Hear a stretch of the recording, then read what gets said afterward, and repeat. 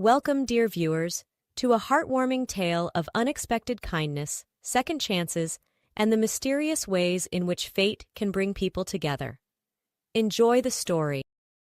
Sarah Collins sighed heavily as she ended yet another fruitless phone call. Finding a live-in caregiver position was proving to be impossible. Every potential employer lost interest the moment they heard she had a child. "I'm sorry, you're not suitable for our needs.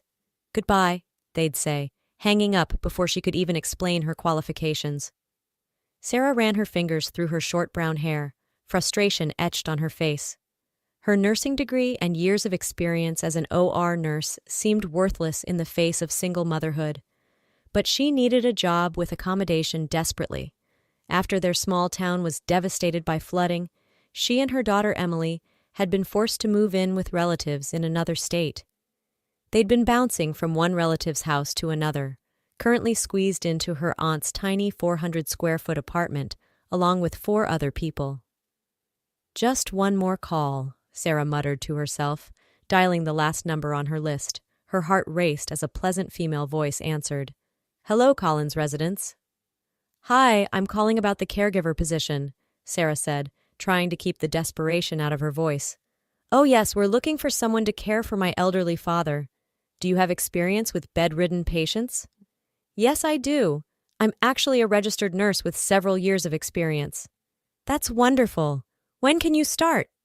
Sarah's heart leaped. "I could start immediately, but I should mention that I have a young daughter."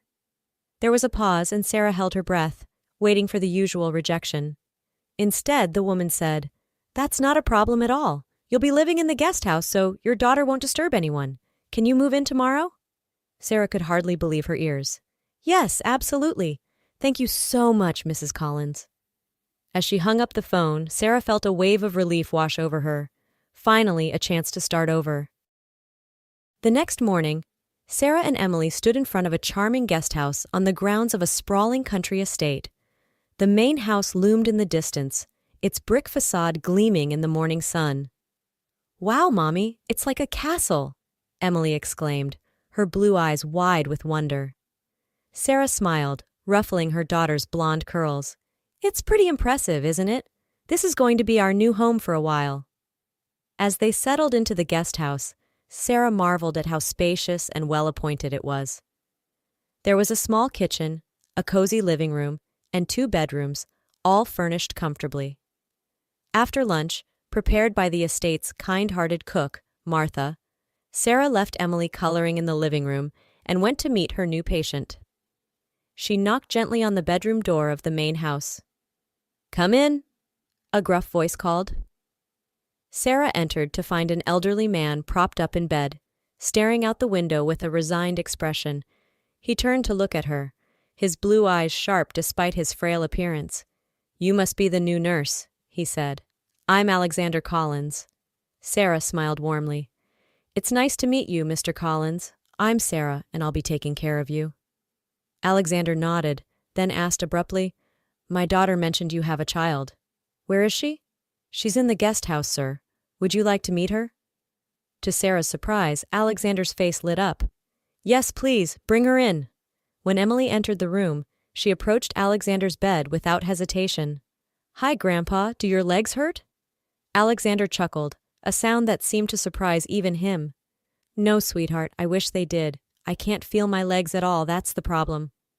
As Emily chatted away with Alexander, Sarah watched in amazement. She had never seen a child take to a stranger so quickly, nor had she expected her gruff patient to be so charming with a child. Later, as Sarah was helping Alexander with his exercises, he said, "You know, I've had many caregivers over the past 2 years.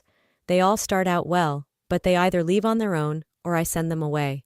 Some people just don't have the right touch, you know. They do their job, but there's no warmth, no soul. I can feel it in my bones when someone's like that." Sarah nodded, understanding. "I'll do my best to provide not just care, but companionship, Mr. Collins." Alexander smiled. "Call me Alex, and I have a feeling you and Emily are going to fit in just fine here." As the weeks passed, Sarah and Emily settled into a comfortable routine at the Collins estate. Sarah spent her days caring for Alex, while Emily explored the vast grounds and made friends with the staff. One evening, as Sarah was bringing Alex his dinner, he called her over with a mischievous glint in his eye. "Sarah, dear, could you do me a favor? Behind that bookshelf there's a hidden panel. Press the switch, would you?" Intrigued, Sarah did as he asked. To her amazement, the bookshelf slid away to reveal a fully stocked bar. Alex grinned. "Pour us a little cognac, would you? Just a touch." Sarah hesitated. "Alex, you know alcohol isn't recommended with your medication." "Oh, come now," Alex chuckled. "I was a cardiologist for 40 years before I started my medical equipment business. A small amount won't hurt. It'll be our little secret." Against her better judgment, Sarah poured 2 small glasses. As they sipped the amber liquid, Alex's expression grew wistful. "You know, Sarah, I never got to be a grandfather. Married late, had my kids late. Now they're both pushing 40 and neither seems interested in settling down. I always dreamed of spoiling grandkids, you know. Children are like angels on earth. When they're around, the whole world seems brighter." Sarah listened, touched by the longing in Alex's voice. She thought of Emily, who had taken to visiting Alex every evening for bedtime stories. "Emily adores you, Alex. You've become like a grandfather to her." Alex's eyes misted over. "She's a wonderful child. You've done an amazing job raising her on your own." Sarah felt a lump form in her throat. "Thank you. It hasn't been easy, but she's worth every struggle." As they continued to talk, Sarah found herself opening up about the flood that had destroyed their home, the challenges of being a single mother, and her dreams for the future. Alex listened attentively, offering words of encouragement and support. By the time Sarah left Alex's room that night, she felt a warmth in her chest that had nothing to do with the cognac. For the first time in a long time, she felt like she and Emily had found a place where they truly belonged. One sunny afternoon, Alex asked Sarah to take him to the guest house in his wheelchair. As they approached the small building, Sarah noticed there were no steps at the entrance, just a gently sloping ramp. "Did you have this built recently?" she asked, curious. Alex nodded, a sad smile on his face. "This guest house was actually built for me. A few years ago, my children were arguing so violently that I couldn't stand it anymore. I told them to either put me in a nursing home or build me a separate place to live. They chose the latter." Sarah's heart ached for the lonely old man. "I'm so sorry, Alex. Family conflicts can be so painful." Alex patted her hand. "Don't be sorry, my dear. Their fighting has lessened since then, and now this lovely little house is providing a home for you and Emily. Everything happens for a reason." As they toured the guest house, Alex asked Sarah about her living situation before coming to work for him. Sarah told him about the flood, the inadequate government compensation, and the cramped living conditions with relatives. Alex listened intently, his brow furrowed in thought. That evening, he asked Sarah to stay after Emily's bedtime story. "Sarah, I've grown very fond of you and Emily," he began, his voice serious. "I know my time is limited, despite what the doctors say. I've been thinking about what will happen to you two when I'm gone." Sarah started to protest, but Alex held up a hand to stop her. "Please, let me finish. I've decided to leave this guest house to you and Emily in my will. It's the least I can do to ensure you have a stable home." Sarah gasped, tears springing to her eyes. "Alex, I don't know what to say. That's incredibly generous, but are you sure? What about your children?" Alex chuckled. "Oh, they'll be well taken care of, don't you worry. This is just a small part of my estate, and it's mine to give as I please. I want to do this for you and Emily. You've brought so much joy into my life these past months." Overwhelmed with emotion, Sarah could only nod her thanks as tears streamed down her face. As summer turned to fall, Alex's health began to decline rapidly. He refused many of his medications and most of his meals, insisting that he wanted to die with dignity. Sarah did her best to keep him comfortable, but it was clear that Alex was slipping away. Emily, sensing the change, spent even more time by Alex's bedside, regaling him with stories from her imagination when he was too weak to tell his own. One chilly February morning, Sarah entered Alex's room to find him unusually still. With a heavy heart, she realized he had passed away in his sleep. As she and Emily mourned the loss of their dear friend, Alex's children, Nathan and Lisa, arrived to make funeral arrangements. Sarah was surprised by their businesslike approach to their father's death, but she reminded herself that grief affects everyone differently. The day after the funeral, Sarah approached Lisa about her final paycheck and to discuss when she and Emily should move out. To her surprise, Lisa insisted they stay until spring or until Sarah found new employment. "Dad was very fond of you both," Lisa said, her voice softer than Sarah had ever heard it. "He'd want you to have time to get back on your feet." Grateful for the reprieve, Sarah began to make plans for their future. She was eager to see the house Alex had left them in his will, but she wanted to wait until the ground thawed before making the trip. As soon as the spring weather allowed, Sarah took a train to the small town of Oakville, where the house Alex had left them was located. She left Emily with Lisa, promising to return soon with news of their new home. The train stopped at a small platform surrounded by dense forest. Sarah breathed in the crisp, pine-scented air as she followed a sign pointing to the town. Oakville turned out to be a charming community nestled among rolling hills. Sarah easily found the address Alex had given her, a large two-family house on the outskirts of town. "Some little cottage," Sarah muttered to herself, taking in the impressive structure. She found the hidden key where Alex had described and let herself in.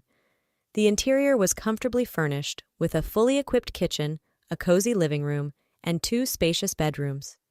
Everything was ready for immediate occupancy. Excited by the prospect of finally having a real home for herself and Emily, Sarah decided to introduce herself to the neighbors. She walked around to the other side of the house and called out, "Hello, anyone home?" She heard movement inside, and then a deep, familiar voice called back, "Who's there?" Sarah's heart skipped a beat. It couldn't be. A tall, broad-shouldered man came around the corner, and Sarah found herself face to face with none other than Robert Shields, Emily's father. "Sarah?" Robert gasped, his green eyes wide with shock. "What on earth are you doing here?" Sarah was too stunned to speak for a moment. Finally, she managed to stammer, I inherited this half of the house, from Alexander Collins. What are you doing here?" Robert ran a hand through his dark hair, looking equally bewildered. "Alex Collins was my father. He gave me this half of the house years ago." Sarah felt like the ground was spinning beneath her feet. "Your father? But how? Why didn't you ever mention this?" Robert sighed heavily. "It's a long story. Why don't you come inside? I think we have a lot to talk about." Sarah followed Robert into his side of the house, her mind reeling. As they sat at his kitchen table, Robert began to explain. "Alex was my biological father, but he wasn't married to my mother. He used to visit us when I was a kid, always trying to make amends with my mom, but she was too proud to accept his help or forgiveness. I don't know the whole story of what happened between them." Sarah listened, fascinated by this glimpse into Robert's past. "So when did he give you this house?" Robert's expression turned sheepish. "A few years ago, when we were still working together at the hospital. He called me out of the blue and said he'd bought this place, and half of it was mine. He said if I got married and gave him grandchildren, he'd sign over the whole property to me. I guess it was his way of trying to motivate me to settle down." Sarah couldn't help but laugh. "Oh, Robert, always the commitment phobe, weren't you?" Robert had the grace to look embarrassed. I know, I was an idiot, leaving you, leaving the hospital. I thought I wanted to pursue research, make a name for myself. But once I got out here, got settled in the local hospital, started my beekeeping hobby, I don't know. Life just sort of took over. This place, it's like paradise. The air, the smells, the birdsong in the morning. I've never felt so at peace anywhere else." Sarah nodded, understanding the appeal. Then a thought struck her. "Robert, did you know? About Emily?" Robert's face fell. Yes. Someone from the hospital told me you were pregnant after I left. But by then, I was so caught up in my new life, I couldn't imagine going back to diapers and midnight feedings. I know it's no excuse. I was a coward, and I'm so sorry, Sarah."